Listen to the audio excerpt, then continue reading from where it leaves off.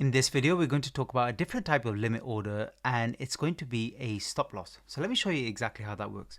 First of all, for a stop loss to work, you have to, of course, be in the position. So what we need to do first is we need to actually buy a meme coin. So for example, this particular meme coin, let's do a small buy. Let's say 0.5 SOL, which is around $100, and let's buy this tank meme coin right now. So if we click on that, let me just reduce the priority fee and see if we can get away with much lower. By the way, for an extremely slow moving coin like this now, which is fully established, there's nothing wrong with going really low ball with this. And if your trade goes through, it goes through, and if it doesn't, it doesn't. So just go really low ball with this.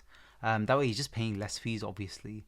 Obviously, for newer coins, faster moving coins, you can't do this. Otherwise, it's unlikely your trade will go through with all of the competition and the volume.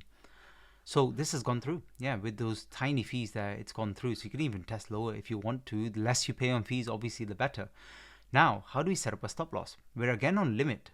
So we bought using market, which buys in the here and now, live price, limit. We want to set a stop loss. And that's easy to do. We click on sell now, and then we go on the limit tab. So sell, limit tab, and now we have this bar. So let's say I'm not keen on this coin if it drops below 30, because I know that's a psychological level. I've seen support there before. That's where the previous highs were. So it's definitely a resistance level turn support. If it goes below there, I just want my position to close. And the reason for I want that is because if it drops to here, I know I'm only going to make a little loss of like 10%, 20%. I can stomach that. I don't want to be asleep and the price go all the way back down to where it was before here, and I lose 70%. Rather than say 20%. Hope that makes sense, because you can't watch the screen all day long. So that's why limit orders are very useful. So I've moved it down here, and I can even check the market cap there just to be clear. And if I want it more, a little bit more exact, and I'm like, no, I actually prefer it to be below 30. So let's say 29.888888, around there, and then I can actually check with the bar as well that it looks right. Yeah, that's fine. And you can see that it's actually told you minus 15.6. Very reasonable for a meme coin. That's like if you're investing $100, you lose $15. Not much risk if you think this could go into obviously hundreds of millions, or even just 2x from here. That's a very acceptable risk. But that's for you to do those types of calculations. Risk reward, risk management. That's over to you for that part. Now, next. We've got our order here, and remember I said in a previous video you want to set this a little bit higher because you want to make sure this definitely goes off. So I might even do 6 here, or even 8 or 9 for slippage if I find my trades are not going through, and I prefer to keep these at 0.02 when I'm doing limits that I'm not watching, because again I need this to go through. The worst thing that can happen here is the price dips and goes down, my order just doesn't trigger and it just keeps dipping all the way down to 10.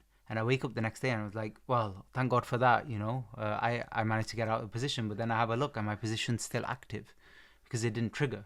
So you want to be quite generous with these numbers here in terms of fees for these limit orders, especially the stop losses. This is a stop loss limit order that we're setting up right now. Now, when you're setting this up, you can see everything's there. Bullx gives you an option. You don't have to sell your whole position. If you just want to sell 50%, it will just sell 50%. No big deal. So you can sell a little bit of your position as well. But if you prefer to sell your entire position there, click 100. So I prefer all, so I'm going to click 100.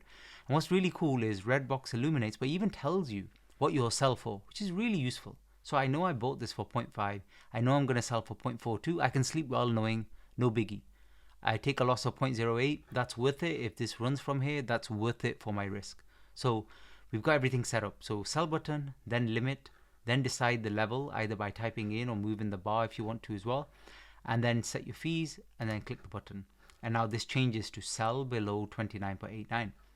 Same as before. If I want to cancel this, I can do that. What do? Hover over here at the cross button and I just click on the cross here, right there. So click on that and it cancels the order. The other thing, if I want to, anytime, like let's say it's just moving fast right now and I'm like, actually no, I'm nervous, I just want to get out right now. Click on the sell button, go to market, and you can still sell all of it now, even if you have an active order. I can still click sell right now, so let's do that. Sell, and it's sold right now. Now that order stays there, but obviously it can't trigger anyway because you don't have the position anymore. So better just to exit out so to avoid any confusion. But remember, you can override it by just going to the market again, which means in the here and now, and you can just literally sell your position. So that's how you manage stop losses when it comes to trading on Bullex.